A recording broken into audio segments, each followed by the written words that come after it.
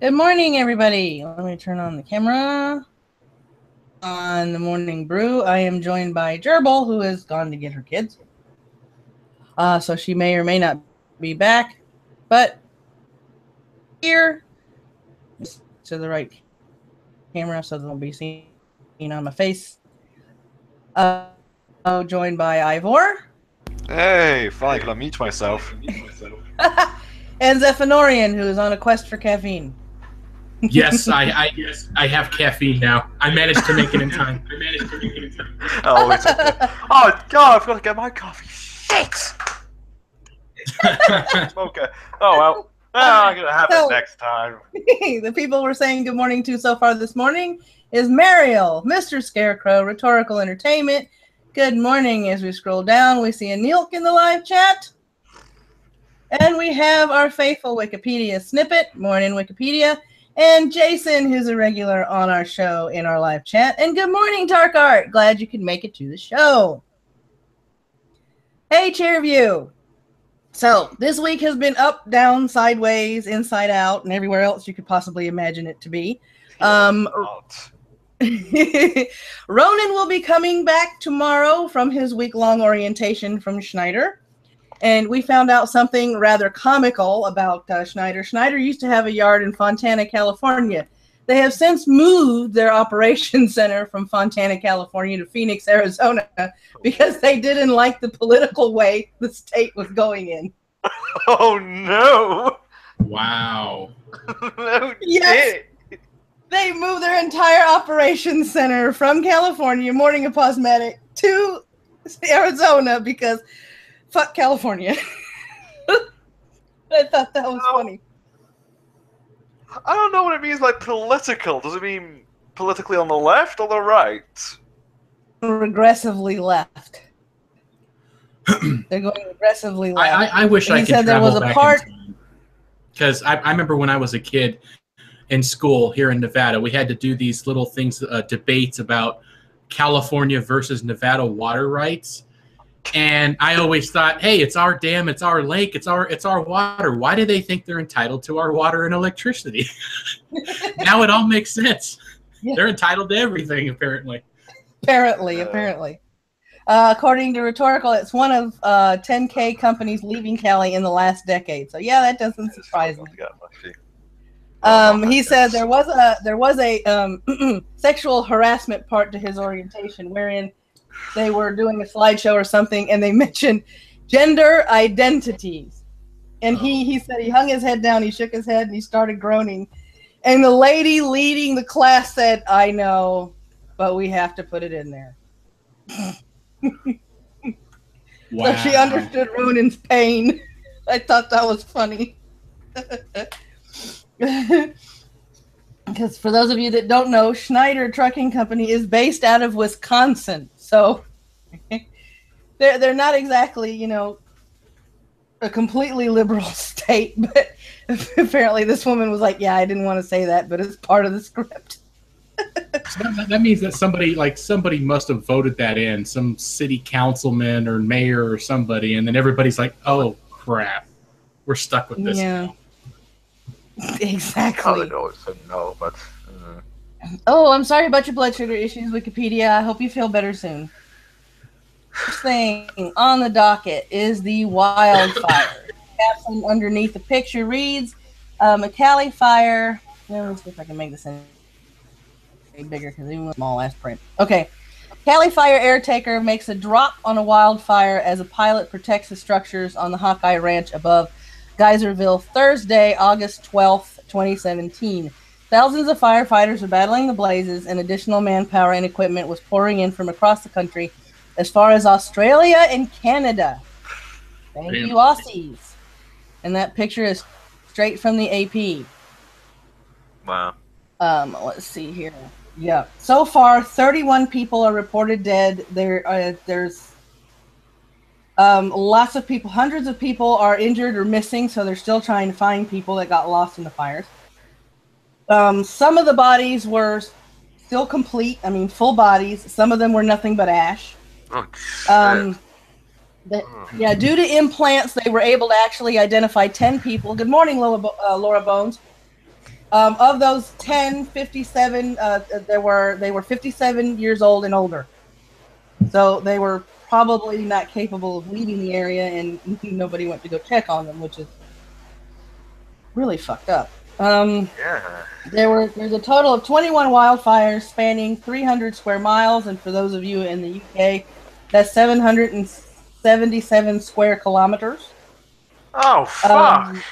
Yeah, over the week, they were trying to contain during the early part of the week. They were able to contain less than 10% of the fires. Evac orders were constantly rolling out on Sunday night. Tents were supplied and sleeping bags in Bodega Bay. The only problem with Bodega Bay in California is they suffer through drastic temperature changes at night. Think about it being like at 96, 98 in the daytime and like 40 degrees at night. Those kind of temperature changes. Total 3,500 homes were destroyed. 25,000 people were able to escape the blazes. Wow. So, yeah, they're talk about trying to recover from something like this. They are recording this as the worst wildfire in California history, possibly U.S. history. Good morning, Hunley and Burson Generics. I really wish you would change that back to Scotch, because it's a whole lot easier to say, but that's just my opinion. So yeah, they're struggling through all this. I mean, they've had wildfires in 2008, 2006, as far back as 1991, actually, because of extremely dry conditions, because of droughts and things of that nature. So, my hearts and my thoughts go out to them because that's all I can do right now. I don't have the resources to go over there and help people. Otherwise, I would be over there worrying all my friends going, "Hi, I'm in Cali helping with the wildfires," and have at least 3 people going, "Are you nuts?" Yes, I am. One thing's for sure, Smokey the Bear is completely useless. Yes, that is true. I thought the forest fires were worse, but okay. Anyway, Joe was in the party. Yeah. All right, cool. Morning, straight Sith male. All right, so the next one. It appears that our dear beloved Kim Jong-un, or Stay Puft Korean Marshmallow Man. Ah, Rocket Man. Our Rocket Man has tested in the same area to the point where stable. There's a series of tremors and landslides, and it looks like they're not going to be able to use it for much longer. These tremors did not appear to be man-made. A U.S. Geological Survey measured the quakes at 2.9 magnitude with a depth of 5 kilometers. Let me see. The test of the hydrogen bomb they think may have caused the major damage in the mountain region. The landslides were picked up on satellite images. The Yonsei University at Seoul says the recent small quake suggests that the test site might have triggered crust deformation. So, Rocket Man is destroying his own country while he's threatening everybody else, apparently. Oh, boy. Brilliant.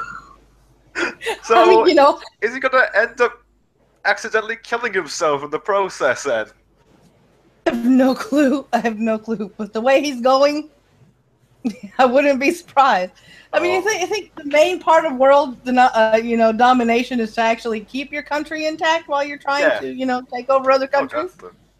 See, one of the downsides, though, to having a country like that where you're just cutting yourself off from the rest of the world is if you do blow up your own country, it's going to be 30 years before anybody realizes, oh, wait, where's North Korea? Oh, they're dead. Exactly. I mean, it's just freaking hilarious. I just thought it was funny from the get-go that he's sitting there and he's threatening the United States. And I'm like, the first time he actually issued the threat, my response was, you are a blip on the map. Seriously, right? You're a blip on the map. I mean, you keep threatening us, and I swear to God, we are going to put an ICBM right in the middle of your palace with a note. Found you. Because we have smartasses in the military that can do that. Oh, I don't think you want to. You want to see where this goes. Yeah, I know. Good morning, Fenrir. I mean, after all, this is the same military that when we were in a standoff with Gaddafi, our military was literally playing nowhere to run to, nowhere to hide. Let's just hope when he does launch another test nuke that it just duds out and falls on top of him and starts leaking out onto his flesh. And then he ends up with radiation poisoning. Affecting only him and nobody else, That would be very I like it. I think that's a very dignified way for a dictator to finally meet his end, Yeah, that is very... I doubt it could happen, and if it did happen anyway, probably just infect the entire palace, which I feel hilarious. Rhetorical entertainment. Let him hit Cali first, though. They did decriminalize intentionally giving someone HIV/AIDS. Yeah, just let us get our shitlords out of California first. We gotta save our shitlords first. Then they can do whatever they want with California. A well-placed missile right on the San Andreas fault line would probably work beautifully. That's just my theory. Much as he has bitched about it, it seems that Trump is not going to bolt from the Iran deal as a whole. He won't withdraw from the 2015 deal. He will not reimpose sanctions against Iran. These sanctions include nuclear sanctions. He will push the recording of harsher sanctions to continue benefiting from sanction relief. In other words, as long as you behave. He wants to designate the Iranian Revolutionary Guard Corps as a terrorist organization. And it's under an existing executive order. I think he's a little screwy on that one, but what have you. The speech, he's going to plan a speech about this where he is going to outline this. And when I find the transcript of the speech, as always, there's going to be a live stream where we comment on his points that he makes in his speech, like I did last time. He's going to focus on non-nuclear activities, which is their ballistic missile program, their support for Assad and Hezbollah, and other groups that are destabilizing the region. Trump faces a deadline Sunday. Remember, during the original agreement, every 90 days he has to tell Congress whether or not Iran is complying with the pact. And he is getting sick and tired of doing this because every time he has to do this, he reiterates what a shitty deal it was. And he's getting tired of repeating himself. I can't blame him for that because it was a shitty deal. It was, in my opinion, a shitty deal, but, you know. Is it just me, or did they really like manage to take a really weird picture? Like the timing is just like he's like, oh, I'm just learning how to use a pen today, you know, like he's just figuring it out. Like, yeah, I know, right? He's got these mannerisms about him that no matter like what picture you take, it looks like he's doing something stupid. I know, he is not photogenic at all.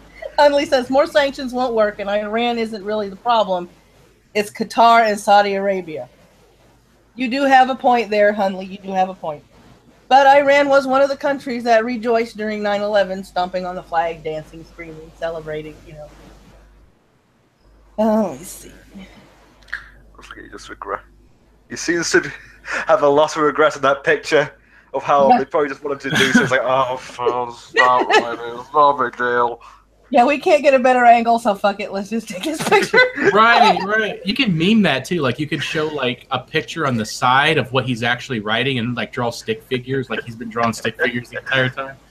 To me, like a nice little subtle caption along the bottom going, "You don't know this, but my wife's giving me a blowjob right now." I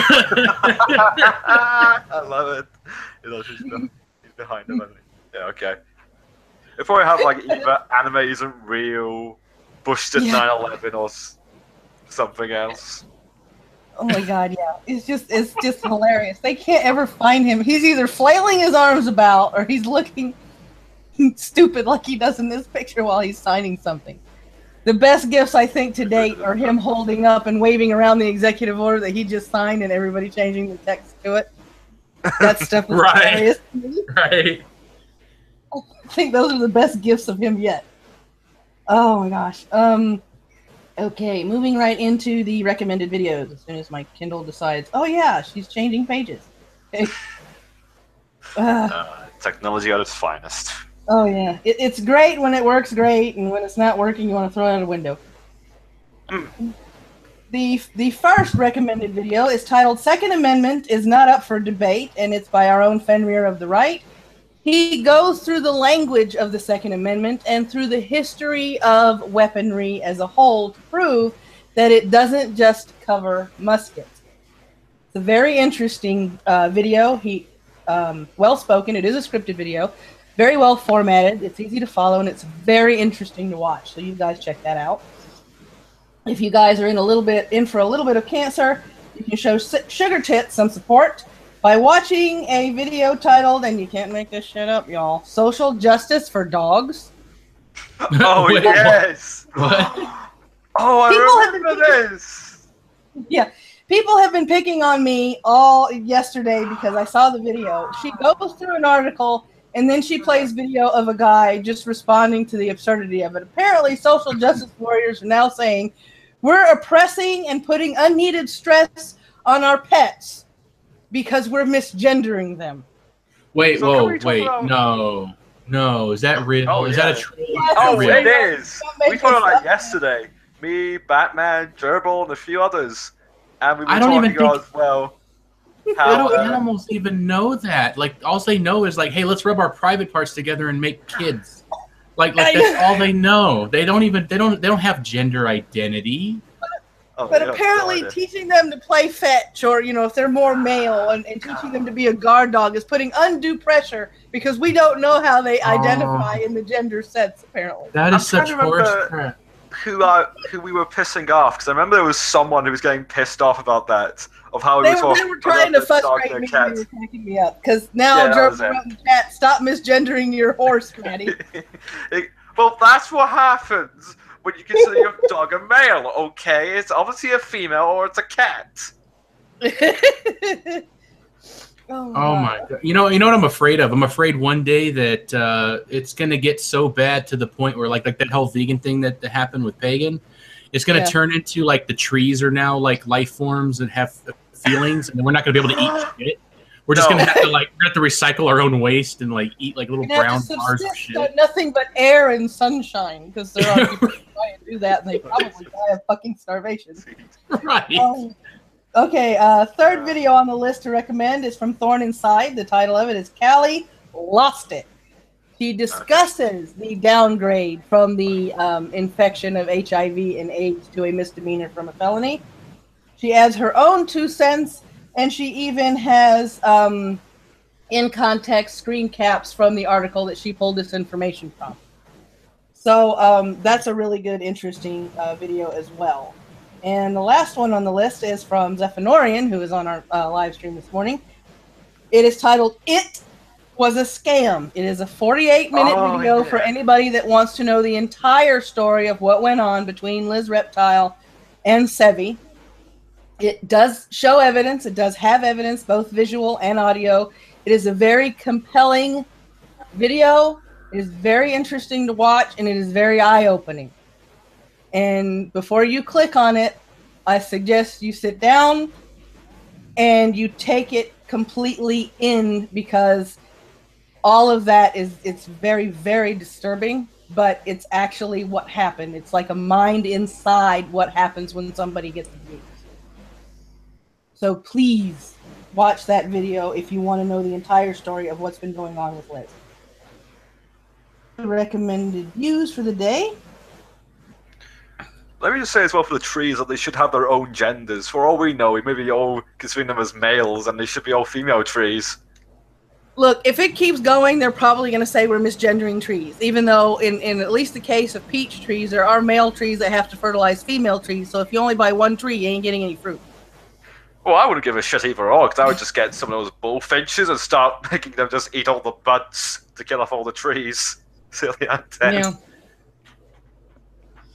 Okay, let's see. And for the cringe of Friday, because I am back to doing Friday cringe, eating it. It's from Everyday Feminism. It is an article from 2014, and it is titled 10 Ways Men Can Combat Sexist Entitlement in Public.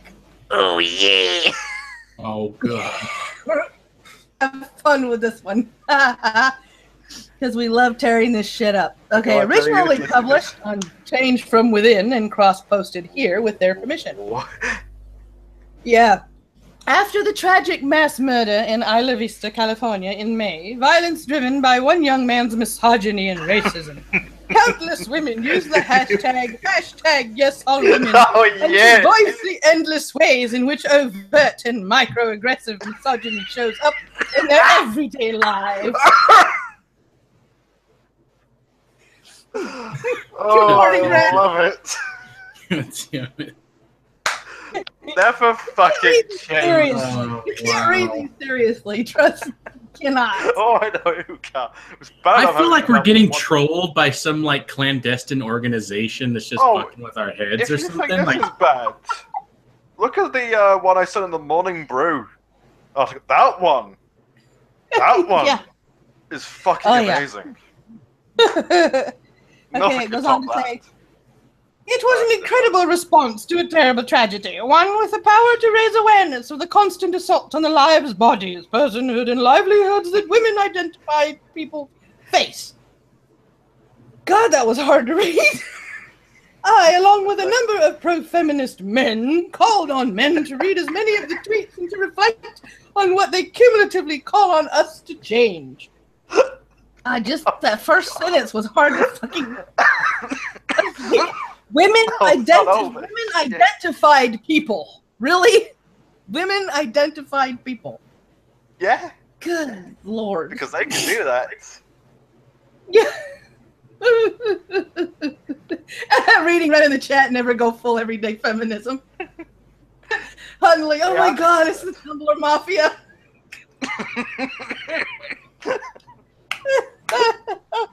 Oh. Neil, men reading tweets, man reading.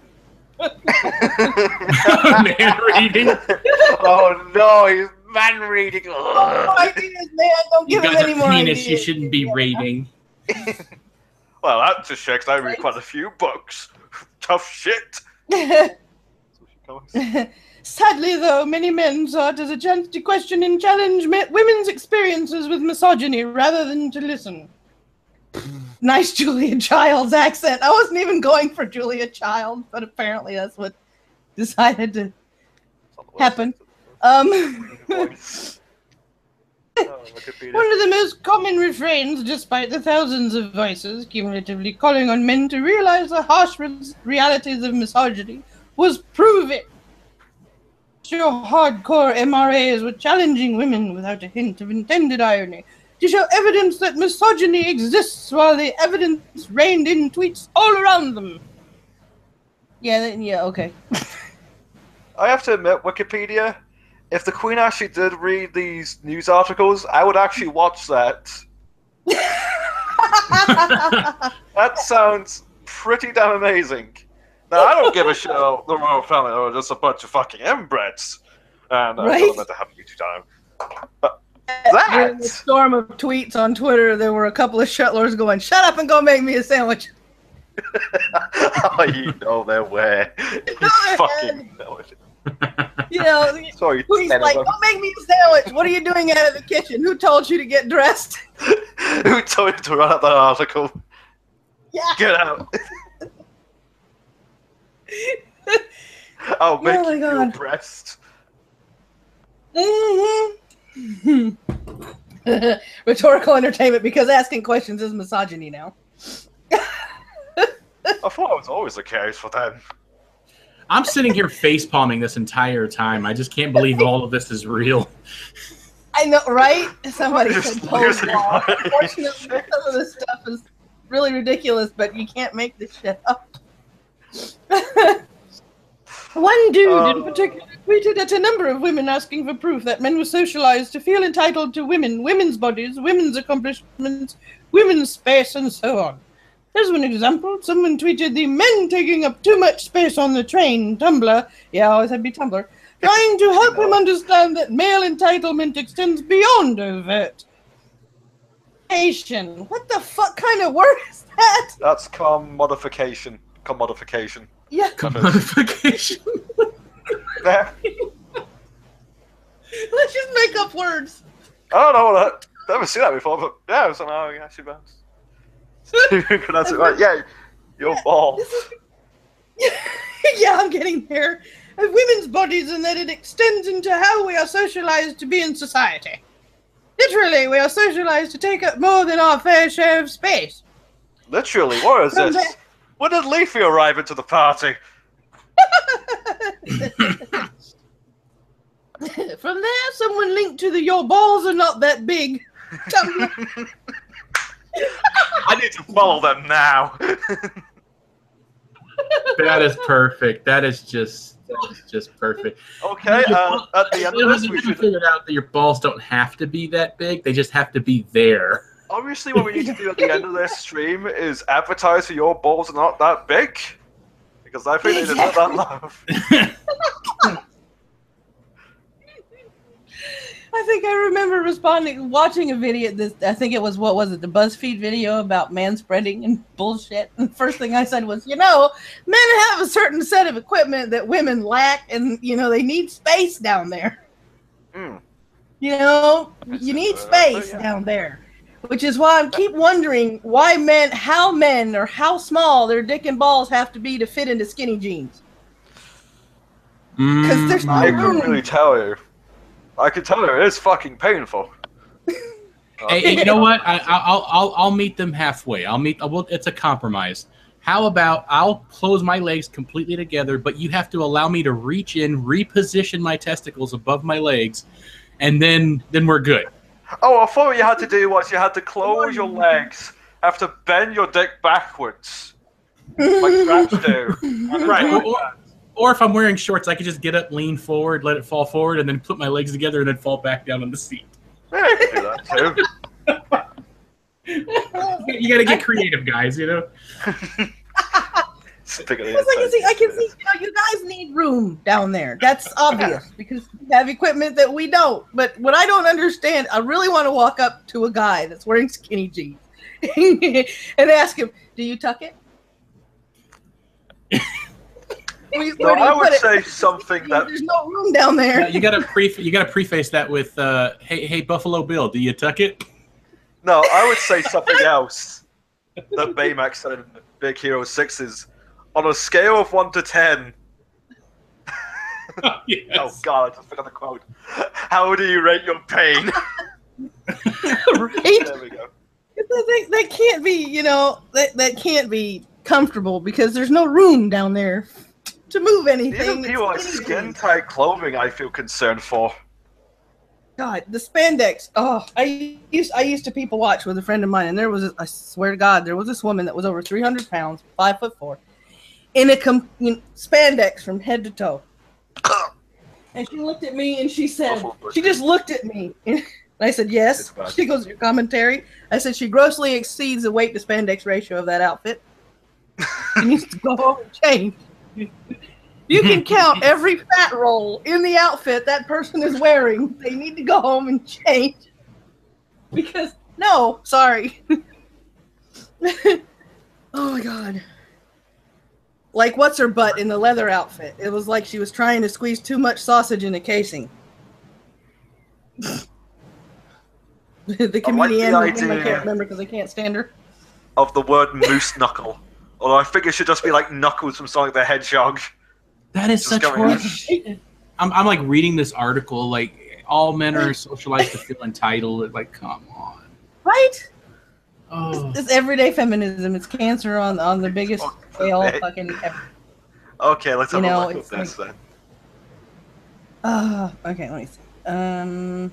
I gotta go back to the description and open it up.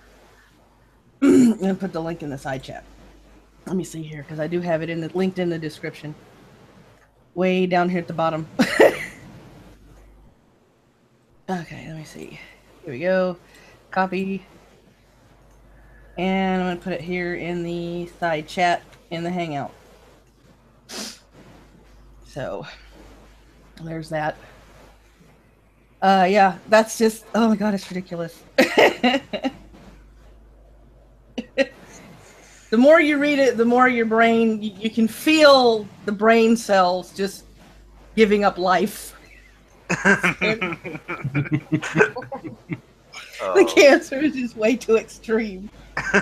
Oh, Yeah, I've lost like at least a couple of IQ points just Yeah. having coffee with you guys this morning, reading those articles. I'm like, wow, I actually feel like I'm getting dumber, like my next video will be like, hey, everybody, I'm Zephanorion. I got something important to say. I think for me, I could just handle this. You're misgendering your animals. It's really fucked up. Reality check. Amy Schumer looked like a man in that leather jumpsuit. She looked like, and I'm going to refer to something Dolly Parton said way back with the first award shows, because before Dolly Parton went out on stage, she had a wardrobe malfunction. Because, Dolly Parton is very well endowed on the top side. She threw on a shawl. She went up there to, accept the award. And I'll never forget what she said, because she said, and I quote, "It's like my daddy always used to say, you can't fit 50 pounds of mud in a 5-pound sack." That is true. Wow. And that's what I think of when I see people like Amy Schumer in a leather suit. Really fat people in spandex. People that shouldn't be wearing hip huggers because, you have more than a muffin top. If you can't see the waistband of the pants when you put the pants on, maybe the pants something you shouldn't be wearing. Saying. Or you have them too small. Right. It's like, and I know if somebody sees this, it's really, oh my God, she's fat shaming. Look, I'm 5'4" and I'm 210 pounds. Yeah. Let's do that. I can fat shame. No. I am there. It's just gotten ridiculous. You can't say anything. You can't do anything without them. Well, you know what we need? We need somebody who's fat to fat shame. So it's kind of like you got Blair White to talk to the trans people, right? Yeah. And then you got everybody from each camp talking to their own people, right? Yeah. So yeah, we just get somebody who's like 500 pounds going around just fat shaming the shit out of people. Oh yeah. That sounds amazing. Oh, in that case, get Boogie.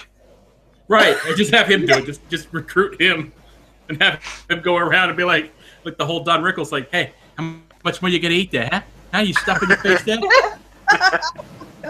Starts making pig noises and stuff, and people are like, "What, dude? You're fat." Well, it's like yeah. I saw a tweet 4 days ago from Boogie. Apparently somebody was trying to tell him he was fat shaming, and he just responded with, "Well, who better to tell people how to live a healthier lifestyle than someone who made all the mistakes?" Right. It's like, hello. God. Yeah, he's got firsthand knowledge. He goes, yeah, okay, so apparently a Hot Pocket diet with Mountain Dew is just not going to work. It's not viable. You know? Oh my God, yeah. Yeah, a chick got fired for calling women pretty at a convention event during the organization process. It's like, really, it's a compliment. Learn how to take a fucking compliment. You know, forget it. The new policy now is just go in there and be like, wow, you guys all look like shit. Every single one of you. You guys are all unattractive. I'm not attracted to anybody. So don't worry, you're not going to get raped because you're all unattractive. Yeah, that's the best way to go around it. Yeah. Now, the one person that did stick his foot in his mouth was that one football player, and I hate to say it, Cam Newton from Georgia, and sometimes he really needs to shut his mouth. When the woman sportscaster was asking him about routes, and he flat out said, "Oh, that's nice. A woman asking me about routes." Oh, wow. I actually saw the video clip, and I'm face palming, and I'm like, "You're from Georgia, dude. You're representing the state. You just need to shut the fuck up and walk off camera now, please. Just walk off camera now, because you have just stuck your foot in your mouth." Georgia is best country. Yeah, he did apologize for it pretty well, but it's like, and there are two kinds of women that watch football. There's the kind of women that actually watch football for the stats, for the routes, for the plays, for their team to root them on. And then there's the ditses, and I call them ditses, that watch it for the tight pants, and the uniforms. Just like, there's two different types of girls that game, and I'm going to get in trouble when I say this. This is how I feel. It's fine. They're a legitimate gamer. There's the fake girl gamers. Yeah, the same way how I feel about gamers out there that do the Let's Plays, that do the commentary during the Let's Plays, and that's what they want to be known for. And then you have the other camp that figures, I'm going to shake my titties while I play this game. I really feel like that is the case with Felicia Day. Yeah. She always came off to me as a fake geek girl. I don't know why. It's just... When I first got into League of Legends, I watched this video about this one gamer chick or league chick that was literally, she would stage her meltdowns on stream while she was playing, and she was whining and crying and pitching a fit, and I'm like, okay, first of all, if this is real, you don't need to be playing League of Legends. It's a highly competitive sport, and if you can't hack it, you just need to delete the damn game off your computer. Plus, I want to just strict talk to you, possibly in French. Right. Like, you need to delete the game off your computer and, like, go play Bejeweled 3 or some shit. Yeah, play something. You just can't cut it. Yeah. Hunley says Brittany Venti. Yeah, That's the thing with competitive games. When you do this kind of stuff, always expect shit to happen. Always expect to be attacked. It's not attacked, just criticized to the extreme. I got a question. What do you guys think about that Zoe Berger? Ugh. The one that got kicked from Twitch and stuff like that? Because I had the same, like... And then here's the thing. For the most part, it annoys the hell out of me when it's supposed to be like a gaming stream and they're basically just, showing off their assets to try to get people to watch. But there was this one night, I was like, okay, let me see what the hell this is about, because she's on her YouTube channel. And she starts to raid other people's streams. She's looking specifically for streams that are like 10, 20 viewers, and she'll raid the stream and try to pull in subs, like she try to give back to the community or whatever. Well, Right. I don't know. What do you guys think about that? I never really respected her because it's like, play the game. You're there for the game. People are there to watch the game. Right. Listen to you. And it's like with me, when I get my new setup and I start doing my Let's Plays, I know people are going to be laughing their asses off because I'm very expressive when I play, especially when shit is going down and stuff is chasing me. Because there's one phrase I repeat when shit starts chasing me and I don't know if there's a way out because I'll go, oh shit, oh shit, oh shit, oh shit, oh shit, oh shit, oh shit. That happened one time. I was playing with Ronan and his brother in Warfare 3. We were playing zombie survival. And his brother loved Cliff, but sometimes he's in their head. The plan was to stay in the room because there's only one way in the room, and Ronan was going to go get the better weapon and come right back. Well, Cliff leaves with Ronan after we had already discussed the plan. So here I am with a shotgun trying to face the next wave of zombies coming in the room, and I start doing my oh shit, oh shit, oh shit, and Cliff goes, what's going on? And Ronan goes, that's my wife that's in trouble. And what are you doing standing next to me? He goes, I thought we were all supposed to go with you. And I'm yelling, stick to the plan, Cliff, stick to the plan. No, that's amazing. God. I mean, it's like there's some games out there you can have fun with. And it's like if I encounter a game that frustrates me to the point where I am just losing my temper over it, I don't play that game. That game is not for me. I want to have fun when I'm playing a game. You know? And that's the whole point of it. And if you can't handle, and yeah, League of Legends is highly competitive. You will have people that flame you in all chat. Yeah. I could never get into League of Legends. I don't know.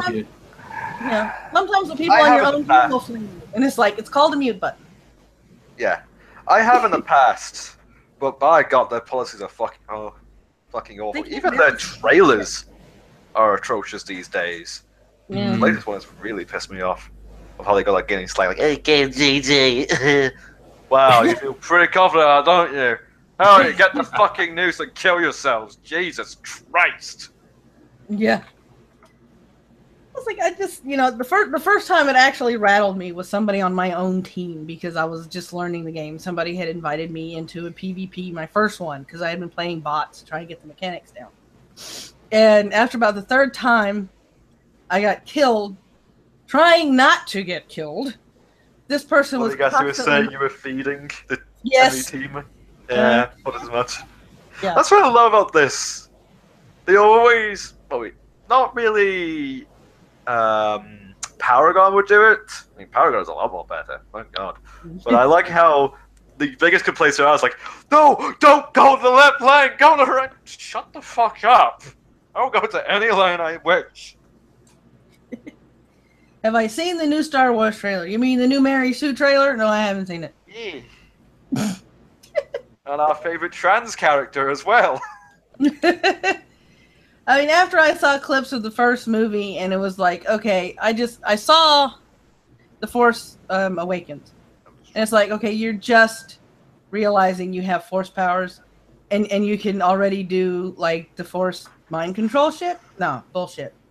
I actually remember talking about this to a few of my friends, actually. Some people actually like The Last Jedi for some reason. I could give less of a shit. I think it's going to be awful like the rest of them.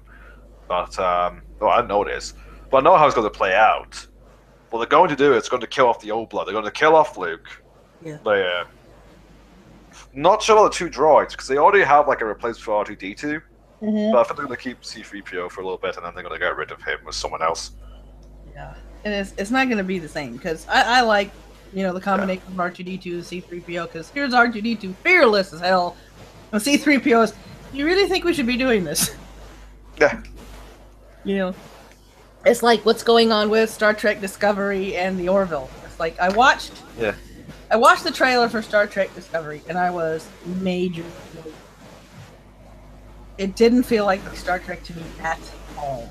as many people feel the same way. Yes. Yeah, you know, but the Orville is like he took the spirit of Star Trek and he tried to make, and he even said it was a parody, but it feels more like Star Trek than Discovery. And that's sad. Mm-hmm. Wait, there's a new Star Trek show now? Yeah. Yeah, Star Trek Discovery, or STD, or something like that, which I love. Yes. The fucking that is a wonderful... It is amazing, and I love it. Yeah. And there's Orville, which is done by Seth MacFarlane, which I still my personal hatred towards Seth MacFarlane with what happened with Family Guy and later content he was in later on, and how he was always an arrogant twat. Yeah. I mean, this one, the Orville is really good because it tackles issues that are going on today like Star Trek used to. You know, they wrote a script and they executed wonderfully, in my opinion, because they literally had one episode about the gender issue, because there's a whole planet full of men. That's it. They don't have females. Yeah. Every once in a while, a female is born, and in order to prevent the break in continuity, they do a gender reassignment surgery and make the baby a male. So, crisis of, do we as the union enforce our views upon this culture who believes this way, or do we let them continue on with their culture even though to us it's wrong? And they didn't do it in a social justice way at all. Really. They handled that issue rather well, in my opinion. And they do weave in jokes in there that are really good. And, you know, it's just, to me, the show is just way more Star Trek than Star Trek Discovery, which is sad, but at least, you know, I have an alternative. I'm actually watching the trailer right now. Fair enough. And I think they fucked up when they said, okay, you're going to watch the trailer, and then the rest of it, for you people in the U.S., you're going to have to sign up for CBS All Access. But everybody else around the world can watch it on Netflix. Yeah, which I find very peculiar. Yeah. Morning, Liz. Emily, what the fuck did they do to the Klingons? I think what they did was they watched, like, the old Planet of the Apes movies, and they looked at the Gorns, and they looked at the Klingons, and they smashed them all together, and then they ran them into a sliding glass door. So just a bunch of dirty monkeys. Got it. That, to me, is what the Discovery Klingons look like. Just a bunch of mishmash of crap. And there's so much prosthetics on their face they can't emote properly. Much less say their lines properly. I'm a little disappointed in how the Klingons look. Yeah, they look horrible. It's like they just said, you know what, screw trying to make this blend in with their face. Let's just go ahead and just slap a mask from freaking Walmart on their face. That's kind of like what it looks like. Yeah. It's something they could just like pull over their heads and then do some quick makeup. Yeah.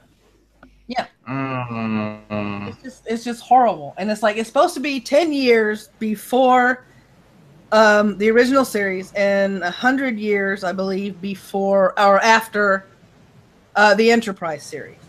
But there's so much tech in Discovery that is beyond the original series. It's like they didn't even pay attention to the continuity. So they mess up the whole storyline and everything. Oh, you have no idea. I remember watching it. That kills it for me right there. Yeah, the story has to be with Aidan Paladin, because one of the things they got very much wrong was Sarek, because Michael, the main protagonist, ended up being the half sister of Spock.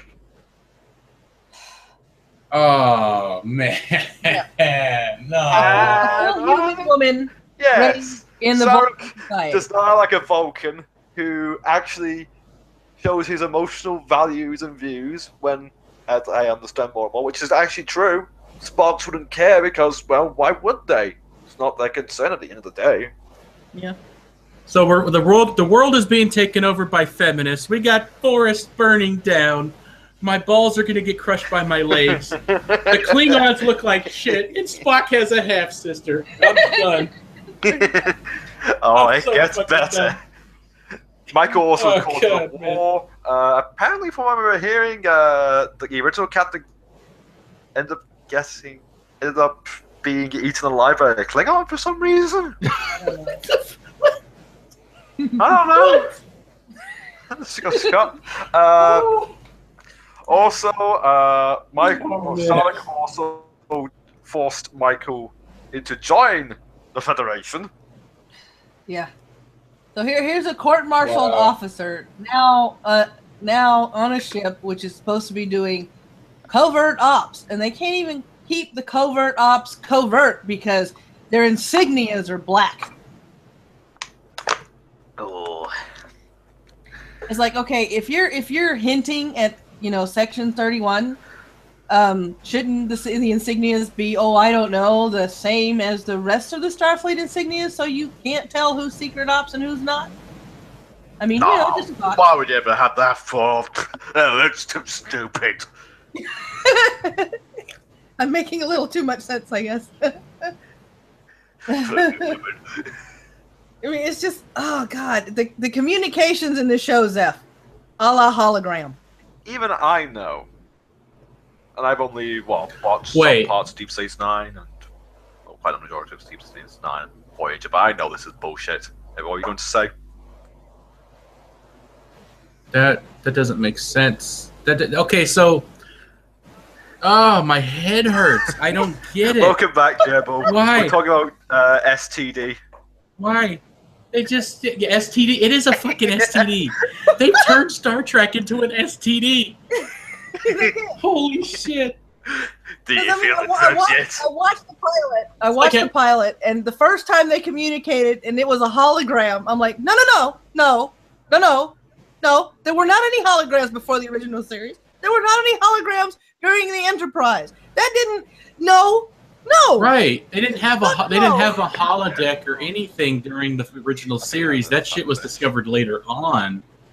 Yeah, wasn't that the next generational? I was pulling a full Tracy Morgan. I was like, no, fuck no. The next generation or Deep Space Nine holograms. Why didn't I even show when it happened? I'm so disappointed. It's like okay, well, they didn't like our Ghostbusters movie, so let's covertly shit all over Star Trek. Well, to be honest, they haven't brought in the Borg yet, and I'm pretty sure I know why. Oh no! Wait! Did they already show the Borg or hint at the Borg? I don't think so. Oh, okay. So if they do, yeah, they messed it up. It's gonna be like fucking Optimus Prime, and they're gonna turn into like freaking ships, and then come out and battle. No, they brought the Borg, but I figured to show. Oh yeah, they're just like the Borg. Oh god. I was like, what got me was, and then I had somebody on Facebook, one of my friends, sit there and argue the point about, well, you didn't watch both parts, and you don't understand what the show's about. And I'm like, well, because I'm sitting here and I'm knocking the show, and I'm like, look, there's no continuity to it.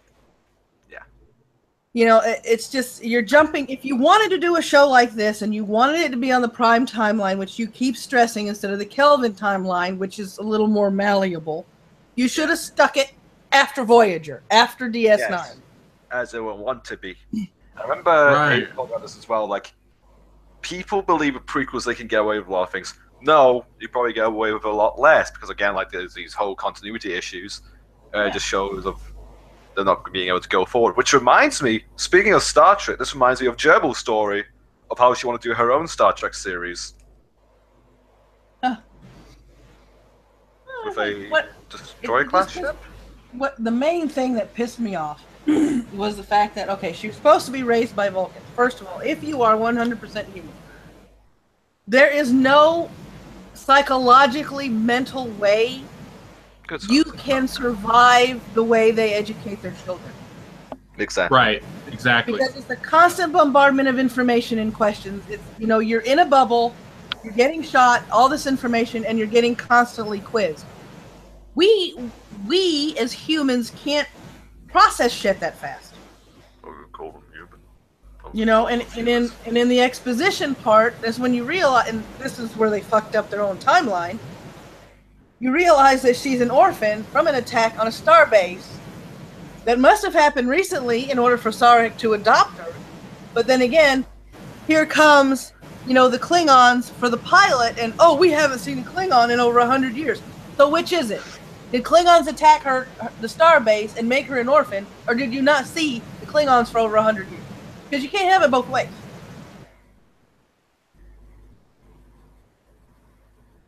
I hate it when corporate is in charge of a script and the creative control of a series and not the actual artist. I mean, the same thing goes for like the video game industry. When you got a bunch of guys who've got 20 years experience, you know, trading tuna shares in the fucking stock market, and now they're in charge of your favorite TV show, you're like, oh, wonderful, this is going to be great. You know, that's what happened. There's some inexperienced person who's got the wrong experience in the wrong industry. It's just, well, they wanted to prove that they could be, and here's the most ironic part of their concept, okay?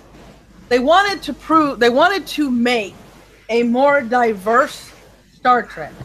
They wanted to make a show that was already racially diverse, even more so. Well, quote unquote. You know, because you had Chekhov, you had Takei, you had Jordan LaForge. Oh, that reminds me. You know? Do you remember the selling point for this was? Of how, oh yes, Michael was the first black captain.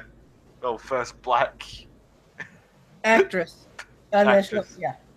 The Star Trek. Oh. Then it was the first female, and everybody kept going, Janeway. Yeah. No matter what, and now they're trying to backtrack and explain away why the Klingons look the way they do. I think I saw a video on that, and their explanation is what? Get a load of this. Why they're bald is because they have like a certain way that their skull is formed in order to make them more efficient hunters and predators. Well, okay, if that's the case, why do subsequent generations of Klingons have hair? Right. Well, that could actually be explained away with how... Do you remember how the original Star Trek series Klingons were just black humans? Kind of? Yeah. They explained that, I think, is in DS9. Yeah. You're a little low there, Butter. Low? Yeah, you're a little quiet, Butter. Alright, I'll switch headsets here. There we go. But that could be explained with the genetic alterations of the Klingon race. Yeah. Well, I understand. I mean, being a conquering race, they were on different planets. Okay, so they conquered other races and they blended with other races. So there's going to be a diversity in what they look like. But putting that much prosthetics on someone and saying it's Klingon, now they can't emote. They can barely talk. I mean, they mumble through their lines in the pilot. You know, and people were complaining about the subtitles, and I'm like, my stance is this: they're Klingon, right? So they're gonna speak Klingon. I don't mind the subtitles; it made it a little more believable, but still, they were mumbling their lines because so close to their face they couldn't emote or move their mouths. Please tell me they were speaking actual Klingon and they didn't just totally reinvent the language. Honestly, I couldn't tell because they were mumbling. No, I'm pretty sure that they reinvented the language. I think so too. No, the fact that some people were saying that they were sucking dick. Actually, I'm not here to shill, but Sunday Igor's talking to the creator of the Klingon language on his streams. Cool. I think it's Sunday. All right, I'm gonna have to get. Yes. I know Not him to show, hey. So I can help him chill it out. Yeah. Or Not here to shill, but actually shill. Well, at least he didn't shill for himself. no, it's a relevant point is where I was getting at. It's not just like, hey, check this out. Yeah, I don't mind the shilling if it's relevant to what we're talking about. And it is, because I want to see that stream. So I'm going to have to ask Igor what time it is so I can help him shill it. I'll DM you that info.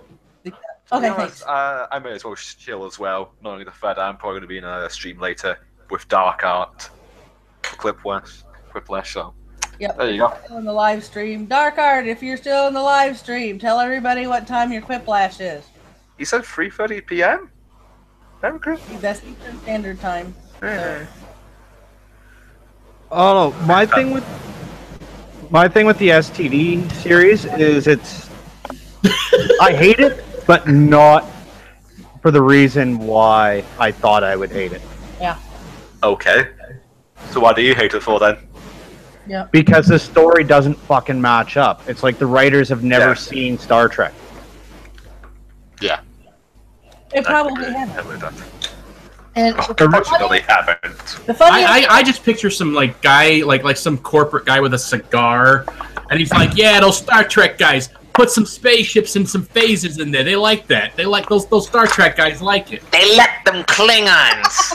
Yeah, put some Klingons in there. Yeah, Oh, what I thought was funny was I was watching Twitter the night of the pilot, and Razor Fist was fucking hilarious. He goes, "There's one thing missing from the STD Klingons, and that's the white hand of Saruman on their forehead." Oh God! Because it reminded him of the Urukai.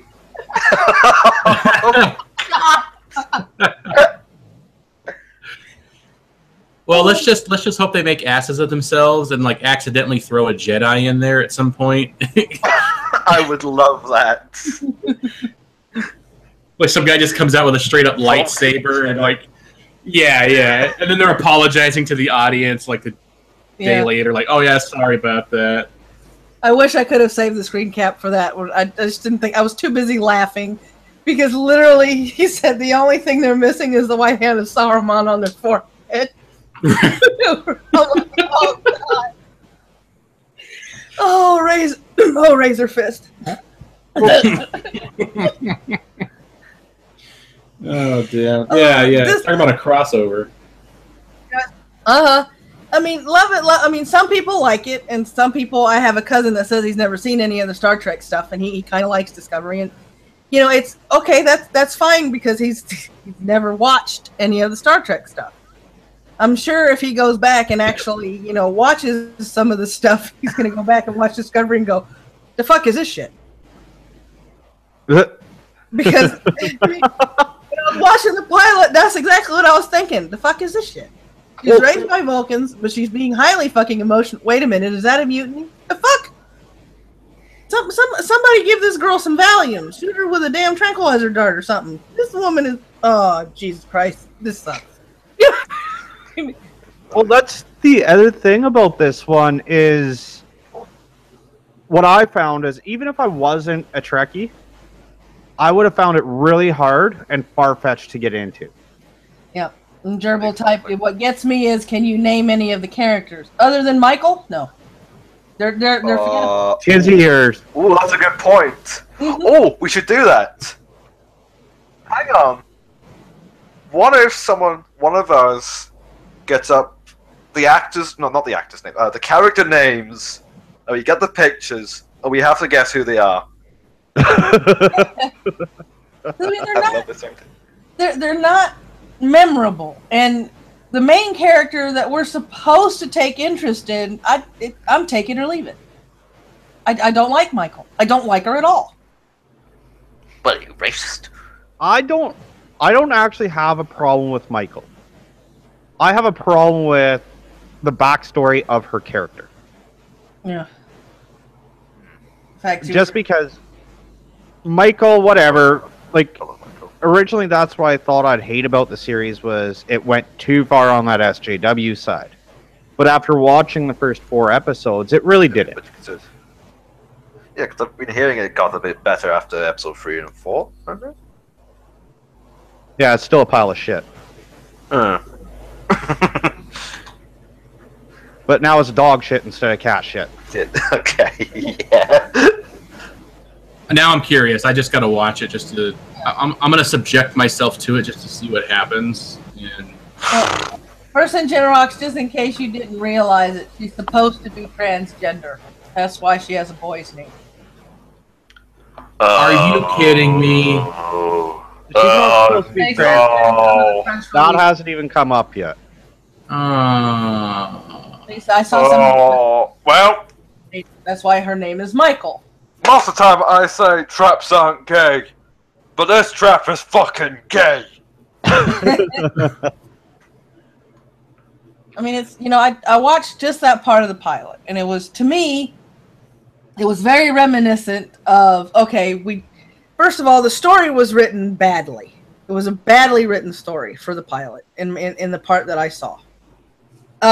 Second of all, the characters were just, I know they weren't the main crew, but at least have a character that I'm supposed to be interested in. I wasn't interested in anybody. And then they have a character that was bred to be basically an eternal prey, who was scared of everything and who could sense impending death. So you're basically a pussy. Okay, so you described the human girl, the Spock's half sister, right, as being highly emotional. Yeah. Okay, so I can't picture this at the dinner. You got Sarek, right, and Spock's over there, and he gets frustrated. And Sarek's like, "Don't you dare get emotional," and then just lets the girl cry at the same dinner table. You know what I mean? She's just bawling her eyes out, but he's over there giving a stern look to Spock, like, "Don't you dare show one shred of emotion." Like how did that dynamic work out? Like, you got one kid crying around the house and the other one just straight faced the entire time. Well, it's like it's during the whole conflict when they first meet the Klingons and all hell's breaking loose. The captain wants to see if she can do a peaceful resolution between the Shinzo, which is the name of the ship, and the Klingon ships. And Michael asks, in the middle of all this shit going on, she asks if she can go to her quarters to essentially make a fucking phone call. Oh, yeah. The first officer asks to be excused from the bridge so she can make a phone call. You know what? I'm going to vote that's not progressive enough. She should have asked for permission to go and send a text. That would have been far more progressive. So, she goes and she makes this phone call, and Sarek says, well, yeah, this is how we handled it, but this is not a solution that's going to work for every scenario. He made that a point to tell her that. But then she goes back to the captain and she goes, we have to fire on them first. Didn't your dad just tell you that wasn't the solution for every fucking situation? You're just going to forget everything else he said and just go with that? Yeah, and then when the captain was more logical than Michael, what does she do? She knocks the captain out, attempts mutiny to fire upon a ship. Mm-hmm. Yeah. But, that's all totally... She wasn't running on emotion, because, that doesn't happen. I'm rolling my eyes, by the way. Oh, Can you see it? Yeah, it's not like a few times I've had it in the past with Spock. It's just... I mean, to me, the script was just written badly, very, very badly, because... It was very unfaithful to the original material. If it was any other captain, and not because she's female, if this was Janeway, and she had a first officer constantly contradicting herself on the bridge, that first officer would have been confined to quarters. Oh, yeah. Or she would just get the biggest talk down ever, and it would have been fucking amazing. Mm-hmm. I mean, it would have... I hate Janeway. Any first officer being that contradictory would have been confined to quarters, especially with an imminent possible conflict, about to happen. Yeah. What Michael did there was straight up mutiny. Mm-hmm. Not only that, in every other Star Trek, they've had the first officer try and overstep their bounds and have had the commanding officer essentially break them down to nothing and send them away. Well, it's like the main example that keeps popping in my head was, I forgot the name of the episodes, because Trekkies will probably refresh my memory on this, was when Picard was sequestered by the Cardassians, and he was being tortured and interrogated. Oh, I remember that. And they had a new captain come on, and Riker wasn't having anything of what the new captain was trying to do because he wanted to go back and he wanted to rescue Picard. His ass was confined to quarters. Right. Even though the audience agreed and understood what Riker was going through, he still had to follow the chain of command. Yeah. Yes. Yeah, I remember that. That was when he was getting tortured and he was being told to say 5 lights when there was only 4 or something like that. I remember. Mm-hmm. Yeah, that was a powerful freaking little saga right there. Oh yeah. And I mean, it was it was a new captain, so already you were going to have problems with the crew because you have to build a relationship between the captain and the crew. But the captain was there to do a specific mission. It wasn't to rescue Picard. It was a specific mission. He was looking at the needs of the many in the situation that he was presented, in the position that he was put in on that ship. Yeah. You know, if the rescue happened, that was incidental.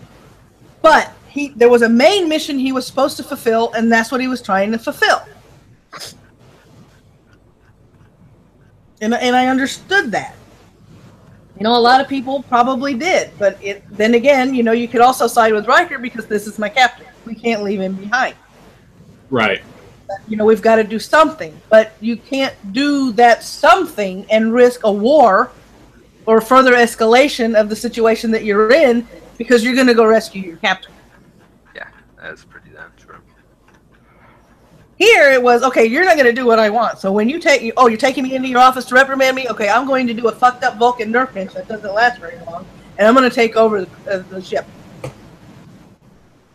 Because let's face it, that was a piss poor Vulcan neck pinch. Yes.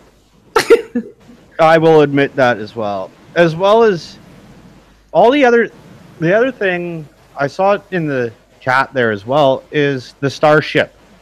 The starship, when you went and you go from Enterprise, the original series, Next Generation, DS9, and Voyager, all the ships were functional in their design. Mm-hmm. Like, you take it to mechanical engineers, they're like, yeah, no, that makes sense. Mm-hmm. This one doesn't. Mm-mm. What is the purpose of the rotating saucer section? I don't know. Wait, what? It was dark. The saucer section rotates now? Yes, the saucer section spins, and there's cutouts in the saucer section. Okay. Yeah, that's. I don't even think I'm gonna watch it now. Honestly, it's just kind of. Yeah. It sounds like they kind of messed it up. It's like, you know, if you look at the bridge of the Discovery, and you look at the bridge of the Enterprise from the Enterprise, and the original series, and you know, Voyager, and you know, all the other TV shows, the Starship Bridge was well lit. You could see the entire bridge and what everybody was doing on the bridge. It was functional. Whether they were sitting in a chair that spun like Captain Kirk so he could face everybody, they were always centralized to the middle of the ship in a place that it was easily evacuated from if somebody were to board the bridge. Or easily defensible if somebody were to board the bridge via teleportation on the bridge. The Discovery, right. Before we even, the Shinzo, because I haven't seen the Discovery yet, the Shinzo was very dark. Very, very dark. You couldn't tell where anybody was standing. You couldn't tell where anybody was positioned. You couldn't tell what their stations were. You couldn't see what they were doing. It was just like, it was bleak. And they used way too many visual effects, way too many lens flares, way too many flashes. And it was like, okay, we're going, since we know our storyline is shit, so we're just going to put a bunch of really good special effects in here and hope people don't notice. That's sad. Yeah, it is. I'm more interested in the lieutenant that the captain had, more than Michael. Yeah. I'm not even sure what his name is. That's the worst part. It's just, there's just so much stuff wrong. The continuity is what hit me the most.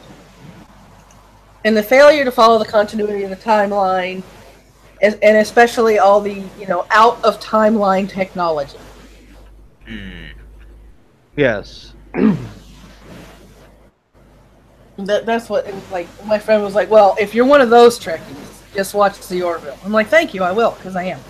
The Orville is awesome. The Orville actually feels like Star Trek. Mm-hmm.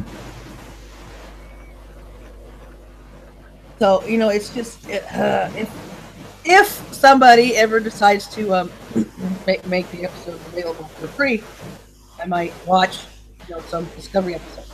If somebody were to make them free. But I'm not going to sign up for all access. Just to watch it. Well, I watch it on Kodi.